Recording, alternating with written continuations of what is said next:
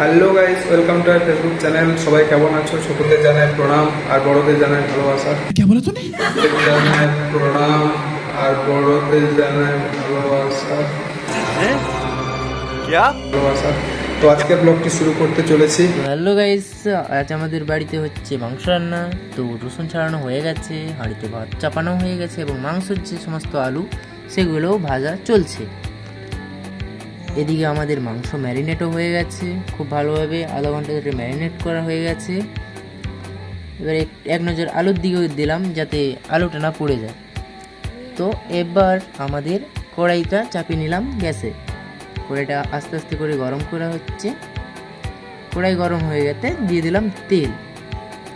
তেল দেওয়ার পরে জিরে লঙ্কা সব কিছু দিয়ে ওগুলোকে ভাজতে ছেড়ে দিলাম। এবারে পেঁয়াজ দিয়ে ভালো করে নাড়ানাড়ি করে নিলাম আমরা। পেঁয়াজটা একটু ভালো করে লাল লাল করে একটু ভেজে নিতে হবে।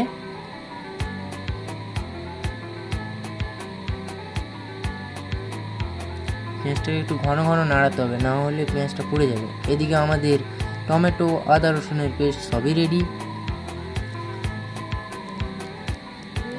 পেঁয়াজটাকে কিছুক্ষণ ওরমে রেখে দিয়ে আমরা এবারে দিতে যাব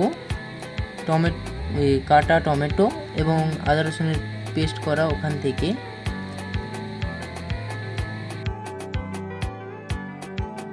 প্রথমে দিয়ে দিলাম রসুন দিয়ে খুব ভালো করে নাড়াচাড়া করে নিলাম যাতে না রসুনটা পুড়ে যায়, তাই জন্য বেশ করে নাড়াচাড়া করে দিয়ে দিলাম আদার পেস্ট। এবার আদাটা যাতে কষা ভাব কাটানোর জন্য হালকা নাড়িয়ে দিয়ে দিলাম টমেটো।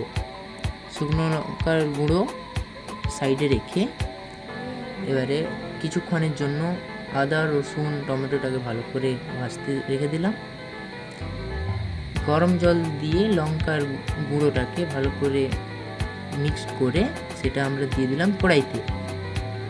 এবারে আমরা দিয়ে দিলাম মাংস, দিয়ে ভালো করে নাড়িয়ে চাড়িয়ে যাতে মাংসগুলোর গায়ে ভালো বেশ করে মশলাগুলো লেগে যায়। দিয়ে কিছুক্ষণ নাড়ানোর পরে